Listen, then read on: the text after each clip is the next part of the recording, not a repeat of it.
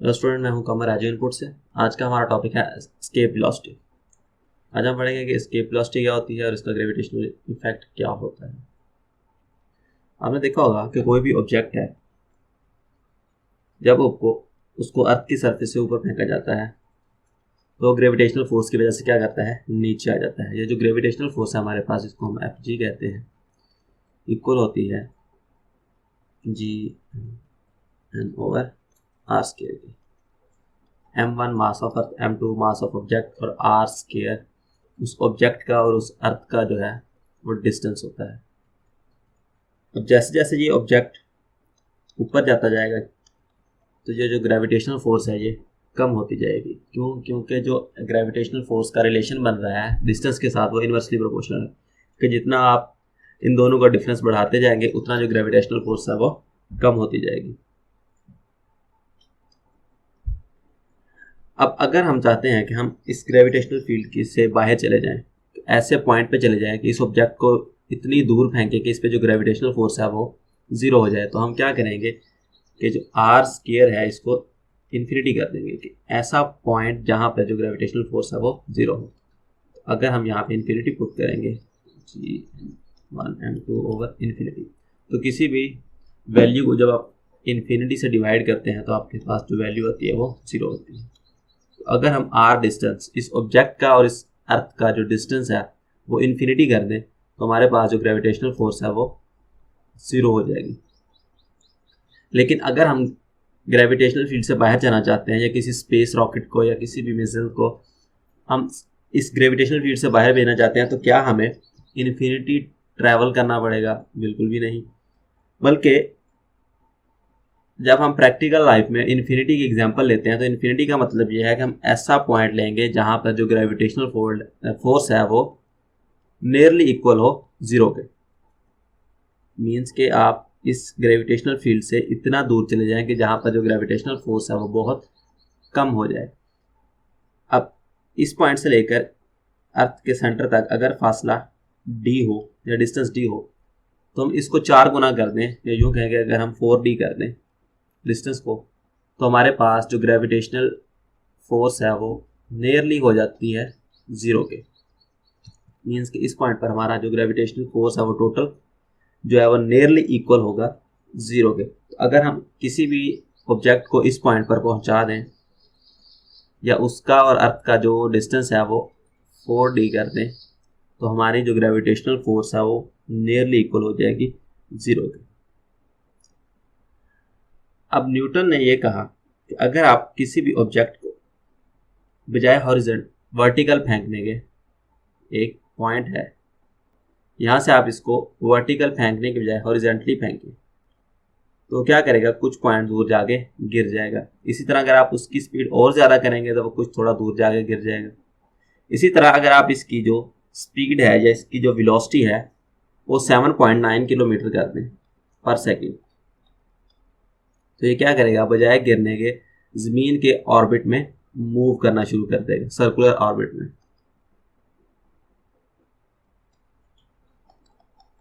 अगर आप इसकी जो इनिशियल वेलोसिटी है, जो स्पीड है, उसको 7.9 किलोमीटर पर सेकंड कर देंगे तो बजाय गिरने के एक ज़मीन के ऑर्बिट में मूव करना शुरू कर देगा। लेकिन अगर आप इस स्पीड से भी ज़्यादा स्पीड देते हैं, अगर आप इसको 11.2 किलोमीटर पर सेकंड कर देते हैं तो ये क्या करेगा, इस ज़मीन की जो ग्रेविटेशनल फोर्स है उससे बाहर चला जाएगा और इससे वापस नहीं आएगा। इसी को हम एस्केप वेलोसिटी कहते हैं कि initial speed with which object out of the influence of earth gravitational field, कि अगर आप एक ऑब्जेक्ट को इतनी स्पीड दे दें कि वो ज़मीन के ग्रेविटेशनल फील्ड से बाहर चला जाए, उसके असर से बाहर चला जाए, तो वो उसकी एस्केप वेलोसिटी कहलाएगी।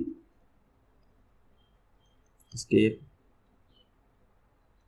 वेलोसिटी, जो एस्केप वेलोसिटी है इसको हम जोड़ते हैं काइनेटिक एनर्जी से। काइनेटिक एनर्जी क्या होती है कि हाफ एम वी स्केयर। यहाँ पर वी स्केयर है कि अगर हम उस बॉडी को जो इनिशियल काइनेटिक एनर्जी है उसकी जो स्पीड है वो 11.2 किलोमीटर पर सेकंड कर दें तो वो क्या होगा, ज़मीन के ग्रेविटेशनल फील्ड से बाहर चला जाएगा। तो हम इसको v को एस्केप वेलोसिटी भी कह सकते हैं। इस वेलोसिटी को हमने इतना करना है कि वो ग्रेविटेशनल फील्ड से बाहर चला जाए। अगर हमारे पास एक ऑब्जेक्ट है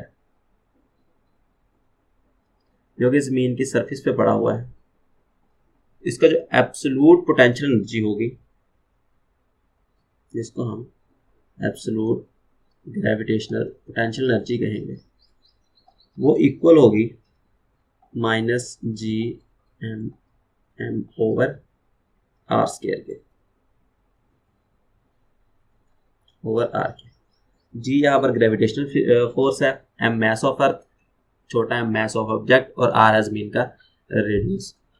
इस पॉइंट पर हम जो साथ में माइनस लगाते हैं, इसका मतलब ये है कि ये वो ग्रेविटेशनल फोर्स है कि जो ज़मीन पे पड़े हुए ऑब्जेक्ट की है। अगर आप इसको ऐसे पॉइंट पर लेके जाना चाहते हैं जहाँ पर इसकी जो ग्रेविटेशनल पोटेंशियल एनर्जी है वो ज़ीरो हो जाए, तो हम क्या करेंगे, इसको इतनी जो ग्रेविटेशनल जो पोटेंशियल एनर्जी है वो देंगे, तो ये क्या करेगा, ऐसे पॉइंट पे चला जाएगा जहाँ पर इसकी जो पोटेंशियल एनर्जी है वो ज़ीरो हो जाए।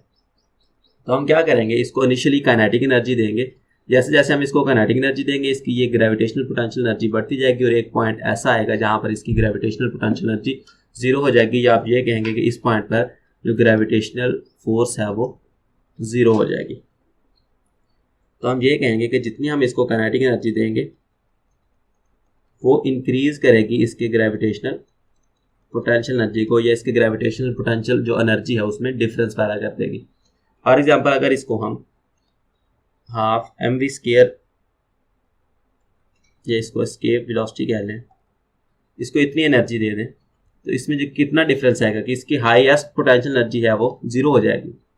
तो हम हाई में से इसको लो को क्या करेंगे, माइनस कर देंगे, minus G M over R.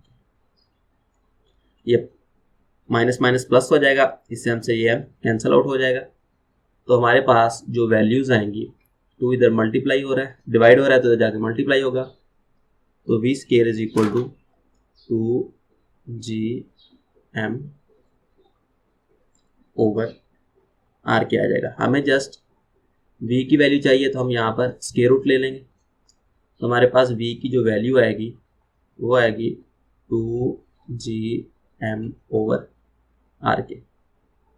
ये हमारे पास एस्केप वेलोसिटी का फार्मूला आ जाएगा कि अगर आप इसमें g की, m की और r की वैल्यूज पुट करेंगे तो आपके पास वो वेलोसिटी आ जाएगी जिस वेलोसिटी से कोई भी ऑब्जेक्ट ज़मीन के ग्रेविटेशनल इन्फ्लुएंस से बाहर जा सकता है। अगर आप देखें कि ये अर्थ है और कोई भी ऑब्जेक्ट है, हम उसको थ्रो करते हैं तो वो ज़मीन पर वापस क्यों आता है, अपने वेट की वजह से।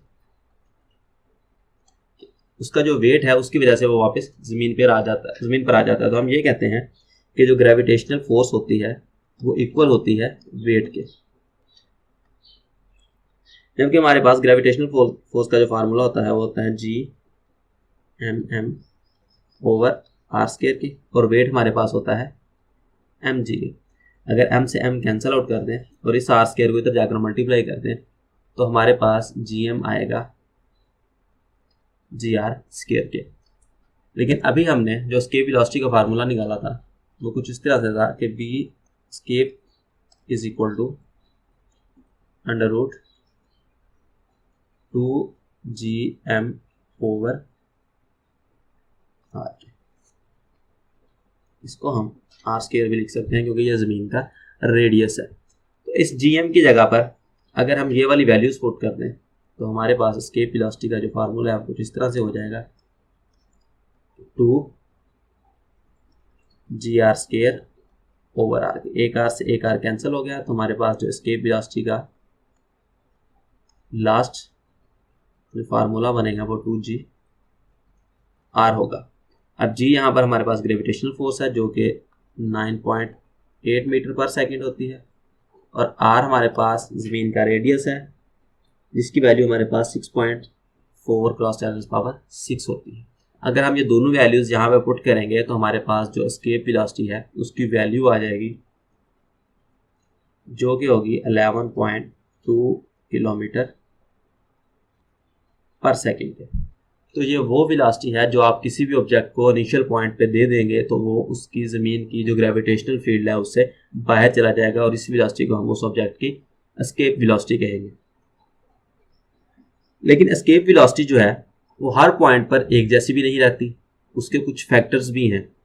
फैक्टर्स को अगर देखें तो ये जो ज़मीन है ये बिल्कुल सर्कुलर नहीं है, बल्कि ये थोड़ी सी एलिप्टिक है। ये इसको अगर हम ड्रॉ करें तो ये कुछ इस तरह से बनती है कि ये वाला जो डिस्टेंस है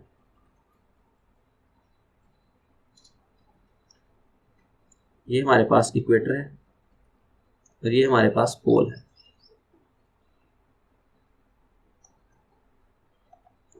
अब देखेंगे कि जो पोल है इसका जो डिस्टेंस है ज़मीन से वो कम होता है, लेकिन जो इक्वेटर है उसका जो ज़मीन के रेडियस से जो डिस्टेंस होता है वो ज़्यादा होता है। मीन के इस पॉइंट पर ज़मीन किसी भी ऑब्जेक्ट को अपनी तरफ ज़्यादा खींचेगी, लेकिन इस पॉइंट पर वो कम खींचेगी। तो अगर हम ऑब्जेक्ट को इस पॉइंट पर रख के लॉन्च करेंगे तो हमें जो एस्केप वेलोसिटी है वो कम देनी पड़ेगी, लेकिन पोल पे हमें ज़्यादा देनी पड़ेगी क्योंकि इस पॉइंट पर ज़मीन उस ऑब्जेक्ट को अपनी तरफ ज़्यादा खींच रही है। दूसरे नंबर पर जो अर्थ है वो हर टाइम रोटेट कर रही है। फॉर एग्जाम्पल अगर हमारी अर्थ क्लॉकवाइज रोटेट कर रही है इस तरह, और अगर हम अपने ऑब्जेक्ट को एंटी क्लॉकवाइज लॉन्च करते हैं तो ज़मीन क्या करेगी, इसकी जो मोशन है उसको रोकेगी, क्योंकि इन दोनों की डायरेक्शन क्या हो जाएगी, अपोजिट हो जाएगी। लेकिन अगर हम इस ऑब्जेक्ट को ज़मीन की रोटेशन जिस तरह हो रही है वैसे ही लॉन्च करें कि अगर ये क्लॉकवाइज जा रही है तो हम इस ऑब्जेक्ट को भी क्लॉकवाइज फेंकें तो हमें जो वेलोसिटी है वो कम देनी पड़ेगी। तीसरे नंबर पे ये ज़मीन के मैस पे भी डिपेंड करती है। आपने इस फार्मूले में देखा कि हमारे पास एम भी आ रहा है, एम वो मैस है ज़मीन का। मीन्स कि अगर हम ऐसा ऑब्जेक्ट लें जिसका मैस कम हो तो हमें एस्केप वेलोसिटी भी कम देनी पड़ेगी। इसी तरह अगर मैस बढ़ता जाएगा तो हमारे पास जो एस्केप वेलोसिटी है वो बढ़ती जाएगी। हमारे पास जो जुपिटर है उसकी एस्केप वेलोसिटी हमारे पास 61 किलोमीटर पर सेकेंड है, क्योंकि उसका मैस ज़मीन के मुकाबले में बहुत ज़्यादा है। तो जो ऑब्जेक्ट जितना बड़ा होगा वहाँ पे हमें एस्केप वेलोसिटी भी उतनी ज़्यादा करनी पड़ेगी। तो ये था आज का हमारा टॉपिक। इस टॉपिक के रिलेटेड कोई क्वेश्चन होगा तो आप कमेंट सेक्शन में पूछेंगे या विजिट करेंगे edunput.com।